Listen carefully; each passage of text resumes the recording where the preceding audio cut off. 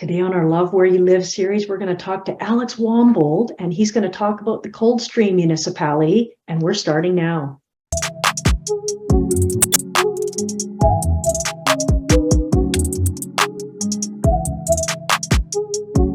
So we're here today with Alex Wambold. We're going to talk about the Coldstream area. Alex, welcome. Thank you.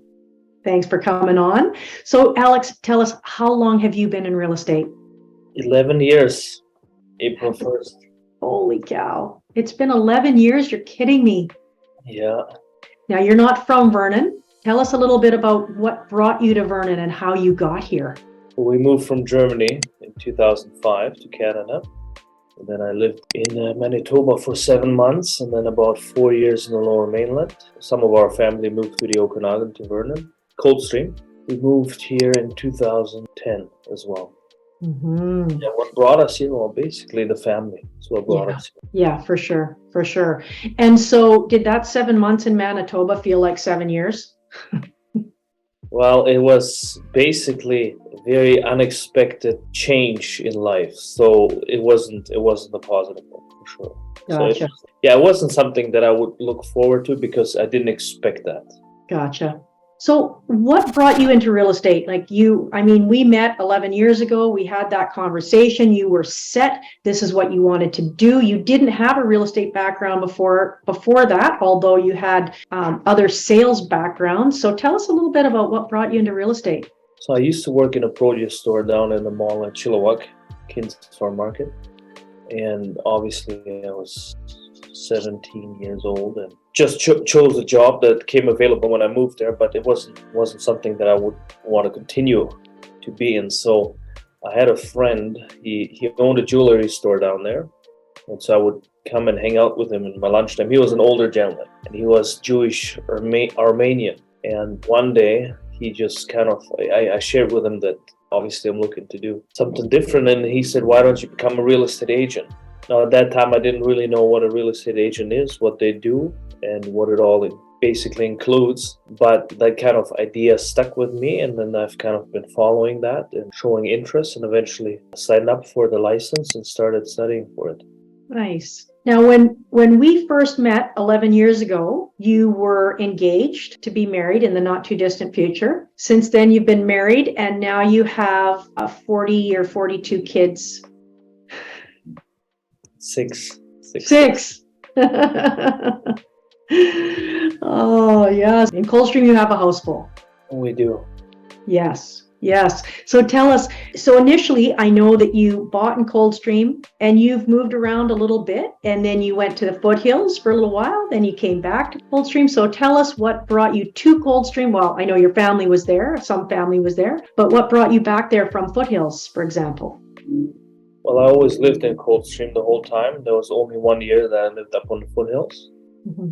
And I did that because we built a house there.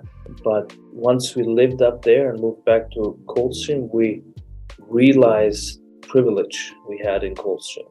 We just realized the difference, basically. Yeah. That was a big deal. But Coldstream certainly offers much more nicer things. What do you like best about it? The most important thing I like is the community feel, and what the community offers to the residents. We have lots of parks, we have lots of trails, we have lots of playgrounds, for example, mm-hmm. which Foothills, if I'm not mistaken, only has 2 playgrounds in the whole subdivision. And they don't really have a lot of usable space, for example, versus what Coldstream has in terms of parks, etc. There's a lot of that you really start noticing when you lived in Coldstream before. Mm-hmm. Yeah, there's no question. And Coldstream, it's its own municipality. It's huge. Coldstream really is huge and has, I think, population over 11,000 people. And so it's part of Greater Vernon, but technically its own municipality, has its own city hall, has its own mayor, all that sort of thing. And has Kalamalka Lake, of course, which is a huge drawing card. Yeah, I guess I missed that part. Yeah. It's important. Yeah, definitely the lake, for sure. It's great in the summer. We go there all the time with the family. And you know what we do lately a lot, which I really appreciate Coldstream for, is we take our electric scooter out with the girls, whether somebody does it with a bike or with an electric scooter, and we just go for a ride. And it's good because it's safe. It just offers some of those trails where we can go with the electric scooter. It's good. It's kind of stuff that you want to do with your kids. And then, of course, Kal Provincial Park, which is amazing. I like to go for hikes there. The rail trail by the lake. I mean, Coldstream really offers a lot. Like, they've done an excellent job in developing and preserving the nature there, for sure. Yeah, no question about it. That Kal Park is pretty special. And of course, the rail trail. Do you take the kids on the rail trail? We do, yeah. We do. Yeah. For sure. Nice. So you've got lots of kids. Let's talk about the schools. A couple of elementary schools, high school, right in Coldstream. There's basically 3 schools. They're all on kind of the same stretch and kind of right in the middle of the town, so to speak. So very accessible.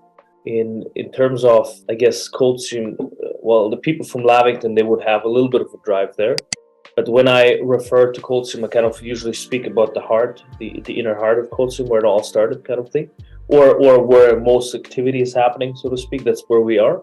But yeah, they have 3 schools right there. They've got the gas station. Little things like that may not make a big difference in the big picture, but when you can drive down there with your girls and grab a snack for them or a little treat, kind of just is nice. We couldn't do that up on the foothills. They didn't have anything there, so to speak. So these little things, they just make a difference. Good point. And then from where you are, it's fairly flat too. I mean, you can get to these stores, you can get to the beach, you can get to the rail trail. Not all the areas are flat, obviously. Middleton Mountain, you're going to be going uphill. Calview, you're going to be going uphill. Coldstream Valley Estates, of course, but a lot of Coldstream is pretty flat and very rideable. Walkable. Yeah, that's where we are, right in the heart of Coldstream, basically. Mm-hmm. Yeah, for sure. Now, from where you are, Coldstream, you kind of have a little bit of a head start to get to the airport. How far do you think the airport is from where you are? So early in the mornings, I think I'm 35 minutes, I think. Mm-hmm. I believe the last time I did it in 30 minutes, if I'm not mistaken, in the early morning. And I was not speeding, just driving normal. And then, of course, during the day, I think on average 40 minutes, 45. Right. Yeah, that sounds... More like 40, actually. Yeah, it's easy to get there, right? It's not a lot of traffic. Like if you would come from the other side of Kelowna, you would have to go through a whole bunch of traffic lights, etc. Mm-hmm. And the trail system up, say, we talked about the rail trail, we talked about the trails in Kal Park, but there's also great trails up Middleton Mountain too. And I imagine there's probably more the Great Canal, I guess, at the top of Coldstream Valley Estates, lots of trails. Yeah, there's trails everywhere. This is what I love about, this is not just Coldstream. I think Vernon is doing a pretty good job with the trails as well. Mm-hmm. Preserving that, I think that's a big deal. Yeah, I do appreciate that a lot about them. For sure. But besides Kal Park, I think there's some nice smaller parks around Coldstream as well. A couple of dog parks for sure. I don't know if lots of parks everywhere. Hidden in little neighborhoods, and amazing, right? Because as a family, this is what you want to do. You want to be able to get somewhere quickly without getting into the car, so to speak. So we've got lots of parks, lots of playgrounds, lots of that. They've done an excellent job preserving that. Yeah, no, that's a good point, Alex, because I know I went on a mission to find all the dog parks in Greater Vernon, and I was shocked to find the little hidden dog parks around Coldstream that I didn't even know existed, and I've lived in Vernon almost my whole life. Yeah, there's one over by the railway, and you're basically there. Playground, there's a huge grass field, and then you have acreages all around you. That's pretty amazing. Like, where do you and we go there all the time, where you can just sit there, you can relax, the kids can play, and you can enjoy the nature around you. People walk on the railways all the time. They go for that hikes there too. Yeah, there's not many trains that use those tracks. No, I believe 2 a day. What I heard. Yeah, I see them sometimes. So. Sounds about right. And so let's talk about the real estate in the area. There's all sorts of different types of real estate, I believe. Yeah, Coldstream is basically offering all sorts of real estate, primarily single-family residential home. Primarily, that's pretty much the primary that they offer. There's lots of expensive lakeshore homes and lots of nice acreages. We have some townhouses, but not a lot overall, and that's pretty much it. I don't think we have an apartment building there. There isn't one. I don't think so. No, I guess the closest would be Brown Road, which is technically Vernon. Yeah, it is. Yeah. No, it's amazing. So little multifamily in Coldstream. Very, very little. Even, to find a duplex, there's a few, I think, on Torrent Drive, but I can't even think of any other duplexes. That's right. There's pretty much none, just the odd one there that kind of, I don't know, snuck in somehow. Yeah. Exactly. Price-wise, what are you looking for to buy in Coldstream these days? I think average is probably 900. Yeah, you're a little more expensive. You're more expensive in Coldstream than Vernon, no question about it. But it's also, one of the, if not the number one area in popularity, for sure. Yeah. People always put that on their list when they search for a home. They never exclude it. They never say we don't want to be Coldstream. I don't think I've heard that ever. No, I don't think so. I don't think I ever have either. And as far as new developments, what is there for new developments around Coldstream? Obviously, Middleton Mountain has had a lot of development, but I think they're running out of space up there. Well, they have Morningside, and that's a new large development. And then we have the Monarch. There's land though. There's not a lot, but there's land. Yeah, that could be developed. Right. Yeah, I don't know how many, how big of an area Coldstream actually is, but it's large, and it goes, we didn't even talk about, you kind of alluded to it earlier, Coldstream includes Lavington, even though Lavington has its own name, but Lavington is part of Coldstream. Yeah. Is there anything that you don't like about living in Coldstream? Yeah. I don't like a lot of the unprofessional behavior that certain people at the municipality offer towards the public. That is not, of course, anything new. We see that in most municipalities or cities, but it's very unfortunate that they do that, because in the big picture, they have a job to do, and there's a very fine line between fulfilling a job or kind of doing something that works against the best interest of the public. And so this is where I find there's some challenges there. There's also very nice people there. One particular lady that I've known for 12 years, I know she's worked there for 12 years, always friendly, always nice at the front desk. But yeah, I think they have to improve big time. There's a lot of things they have to improve. They have to come forward towards developers in a better and friendlier way. They have to, I believe, work better with them, because at the end of the day, Coldstream is doing good. At the end of the day, they could just close their doors, say, hey, we're fine. We don't, we're doing good. We have a good reputation, etc. But ultimately, I think there should be a little bit more openness and better relationships towards developers. There's still lots of land that can be developed. And I think it's a political problem. That's what it is. Yeah, I've heard that. I've heard that of Coldstream, Vernon also. I know it's very, very difficult, which is why you're not seeing a lot of development right now. And we have had whatever housing shortage that we do. So I get that. As far as the whole North Okanagan goes, what do you think you like best about it? Alex, I know you're you like to ride your motorcycle, you like to ride quads, you're active, you yourself and with your kids. What are the top things that you like to do around the area? Motorbike and swimming. That's what I like to do.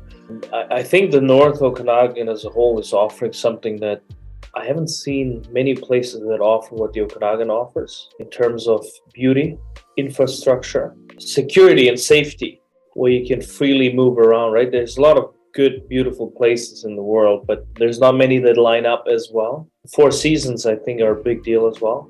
I mean, there's really only benefits to talk about. Totally different topic. What's your favorite restaurant? Earl's. I thought you were going to say Kelly O'Brien's. Well, I like their patios, but Earl's is, in the big picture, better restaurant. Gotcha. Gotcha. And actually, you know what? Let's end it this way, Alex. I remember you telling me back in the day that you'd been all over the world and the nicest people are in Canada. Do you think in Canada the nicest people are in Vernon, except for at the city? Well, definitely in Canada. And yeah, certainly. I mean, the friendliness and the people, the natural friendliness and the people, yeah, they are here in Canada for sure. For sure. I mean, from what I've seen, I think there's a few nice pockets down south as well, where people are very friendly. And then, they say the more rural you go, the friendlier people get. But as a whole, as a nation, as Canadian people, as true friendliness without, having any bad motives of trying to get the money out of tourists, I believe Canadians are one of the top most friendly people. And we see that here. We're a tourist place. We don't pay any less than tourists, and tourists don't pay any more than we do. It's fair, it's honest, it's transparent, it's real. And so I appreciate that, because when you go to Mexico, for example, there's two prices, one for the locals and one for the tourists. We don't have that here. And that, I think that shows integrity. I think that shows real good culture. Nice. That's great. Awesome. Well, thank you so much, Alex, for coming on our Love Where You Live series. I know you're a huge fan of Coldstream and of the North Okanagan and of Canada. So thank you again. You're welcome.